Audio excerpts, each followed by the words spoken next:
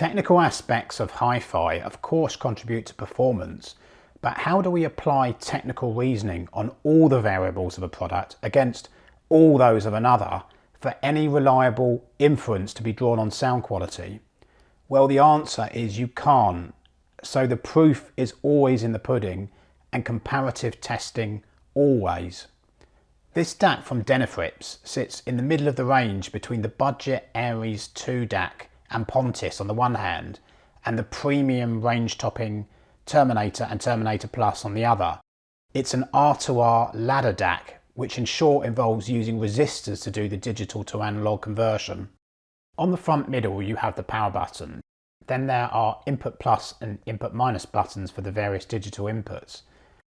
A phase button which lets you change from positive phase to negative phase, which is there because some hi-fi preamps output in one of these phases, so it allows matching to your gear.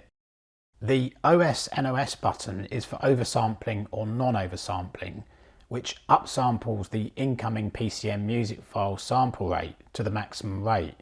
DSD music is kept native, all the way up to 4 times DSD, so a big plus with no conversion of DSD to PCM as DSD over PCM. In other words, this OS/NOS button is only for PCM sample rates, so all your CD quality and high-res music formats. You've got a mute button, then a mode button which configures the DAC filters to slightly tweak the sound. I think because Venus 2 is a rack-based hi-fi DAC, there is no volume control or remote control, so, no grumbling about that, please. This DAC is a true balanced DAC, so it's balanced from the input to the output, so you can get the benefit of XLR cables. Also, it's dual mono in design, so the stereo signal follows on discrete signal mono paths. The Venus 2 uses a linear power supply which is encapsulated in an internal case within the unit. You can use dual AES input mode if your source outputs dual AES, so using both AES connections and benefiting from higher sample rates.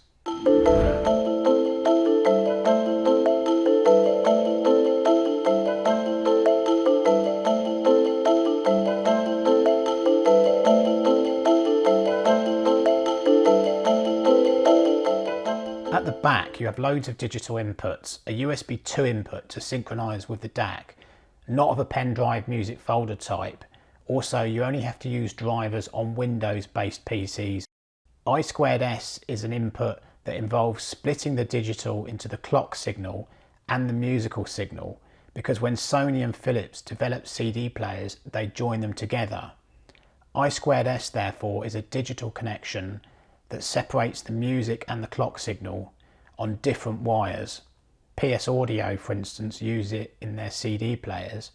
Typically, it's being used on HDMI cables where you can exploit the pins of each cable, but because there's no industry standard for I2S, on the Venus 2 you can configure which HDMI pins take the signal. You've of course got the light emitting optical connection, as well as 2 AES digital inputs which take 3-pin XLR plug form. Then a digital BNC connection which is for hi-fi purists with a locking 75 ohm connection, although I've never actually heard anyone say this digital connection is better than the standard RCA plug connection which is next to it. On the other side of the case you've obviously got the single-ended RCA analog outputs and balanced XLR outputs to your amplifier.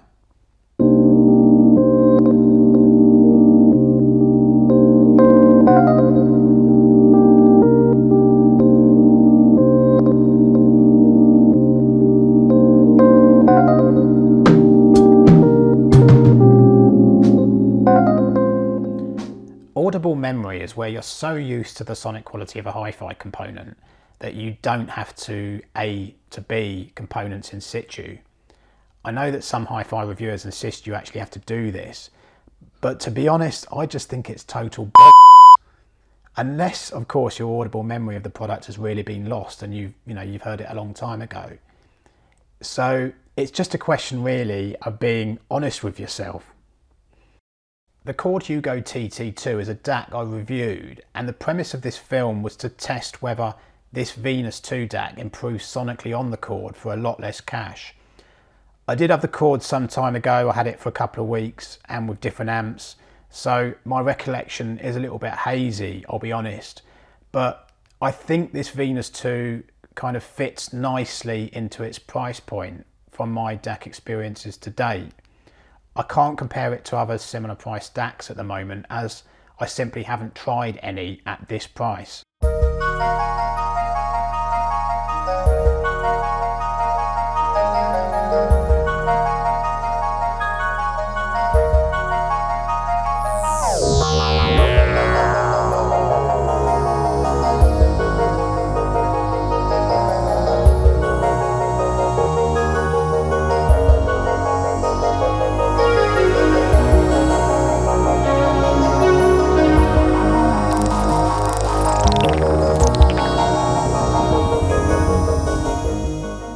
I definitely think that mid-range has this kind of big soundstage to it with bags of separation. And if I did push my pretentious button, then a creamy, dispersive quality to mid-range is a good analogy. It's a relaxing but not overly smooth DAC is the first, or one of the first notable traits. But it's extremely open in mid-range, and there's a big forward and aft heft in the soundstage. Venus 2 is good with the highest frequencies, and when sibilant treble is present in the recording it does come out, but not in an excessive way. But it does somewhat temper the pleasing tone of this DAC, I'd say.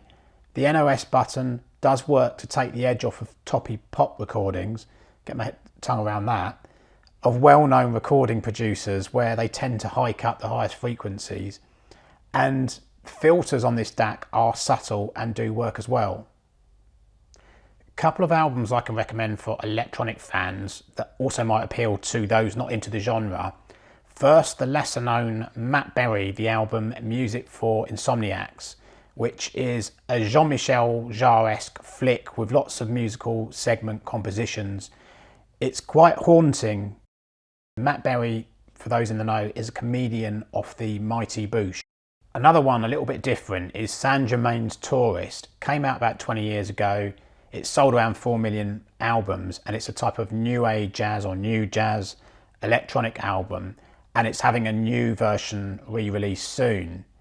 It came out after their debut house come jazz album Boulevard, with the track Deep in it, which a lot of people will know was mixed by Laurent Garnier.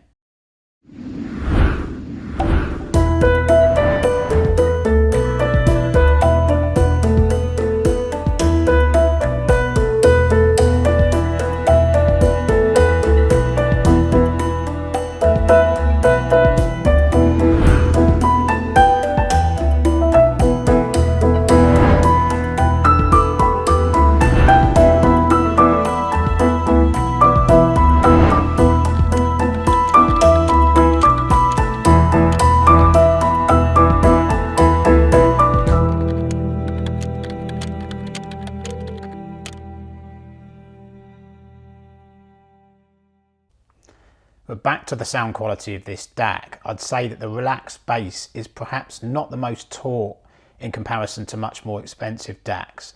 This isn't really a criticism at price, it's just something I noticed.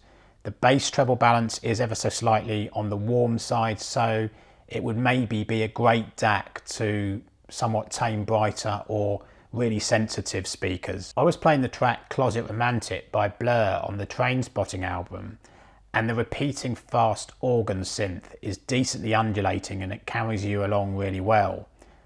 Also, the realism of treble instruments, like the ringing bells on Tubular Bells 2 when it gets to the crescendo at the end of part 1 when Tubular Bells is called out, is very real. Also, the album Felt by Nils Fram with the track Familiar, which is an excellent album with all the raspy, airy samples that he uses.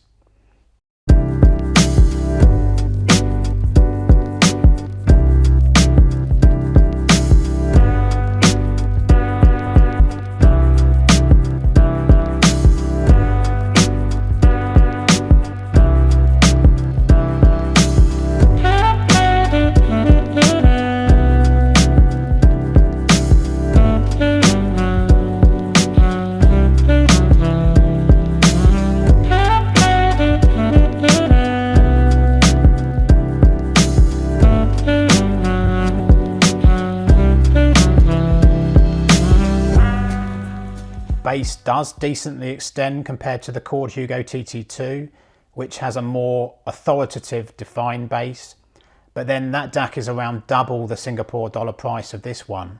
Detail is very balanced, but it's not in your face. That treble is not overly coloured with little edge when NOS is selected.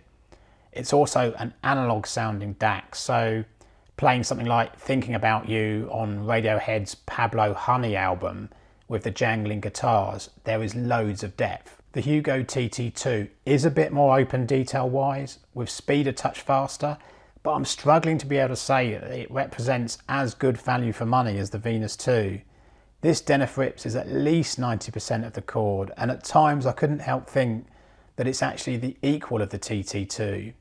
But I think I'd need to do direct A to B comparisons to say really, given the time that's elapsed since I last heard the chord. This Venus 2 though is better made with its slabbed aluminium case.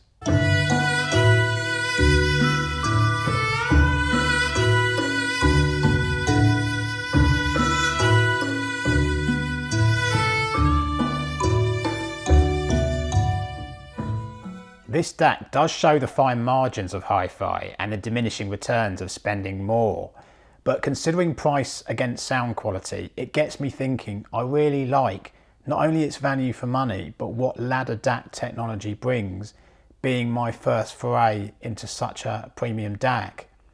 But if this were a UK product sold in a UK dealer, with this case and quality, it would easily be sold for 4,000 quid.